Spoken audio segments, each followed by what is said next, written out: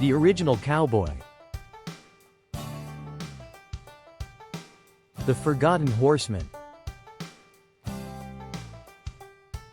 And the true master of the open range.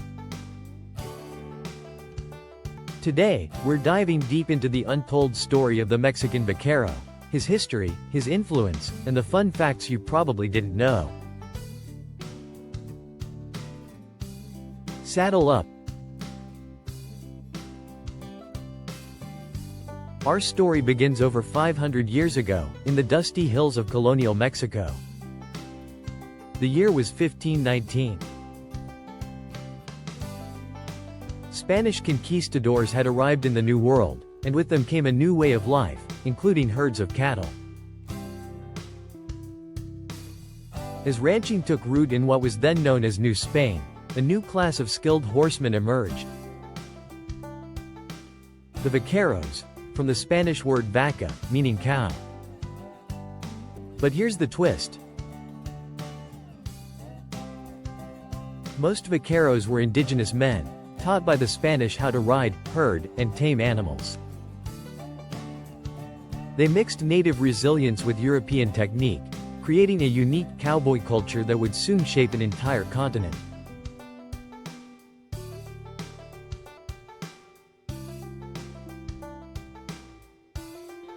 Vaquero life wasn't for the faint of heart.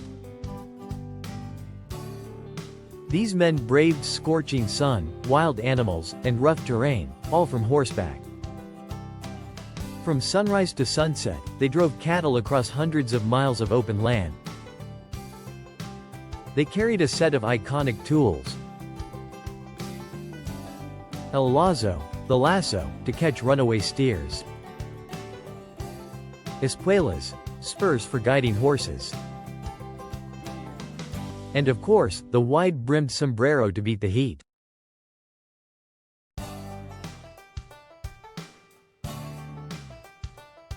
Sombreros weren't just stylish, their broad brims worked like umbrellas in the blistering Mexican sun. The vaquero didn't just work hard, he looked good doing it.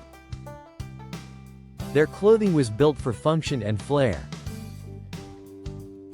Charreadas, leather leggings, or chaps, to protect against brush and thorns. Embroidered jackets and boots, many handmade and decorated with pride. And their gear?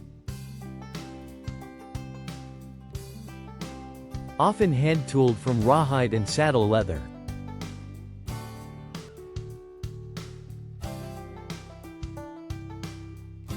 By the 1700s and 1800s, vaquero culture had spread north, into what is now Texas, Arizona, New Mexico, and California. American ranchers and cowboys learned directly from vaqueros. In fact, most cowboy vocabulary comes straight from Spanish. Lariat from lariata, chaps from charreadas, bronco from caballo bronco, wild horse. Even the word rodeo? Yep, that's Spanish too, from rodear, meaning to round up. Think John Wayne was original? He was riding in vaquero footsteps. The vaquero didn't just work cattle, he turned it into an art. Out of daily ranch work grew a competitive tradition. La charreada, Mexico's national sport, and the ancestor of the American rodeo. Vaqueros showcased their skills in horse reining,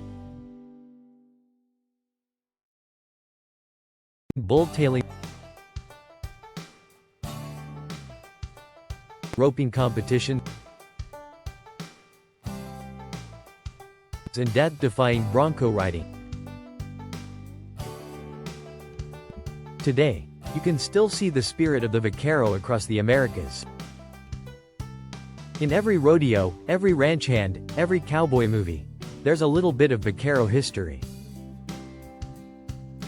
In Mexico, the tradition lives on through the charros, elaborately dressed horsemen who ride in parades, festivals, and charreadas. In the US, the cowboy culture wouldn't exist without their influence.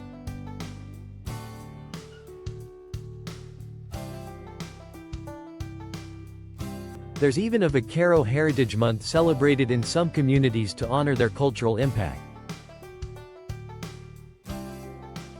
Time for a roundup of rapid-fire Vaquero trivia. The first known rodeo was held in Mexico in the 1600s, not Texas. Vaqueros often sang to calm cattle at night. Think of it as early cowboy lullabies.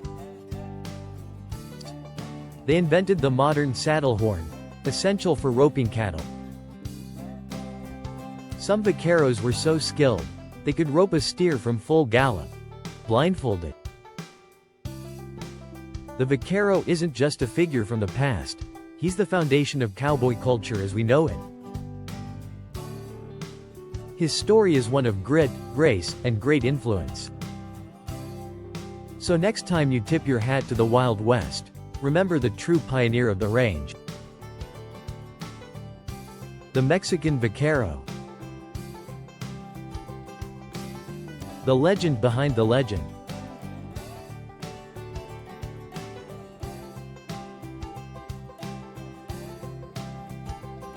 Thanks for riding along with us.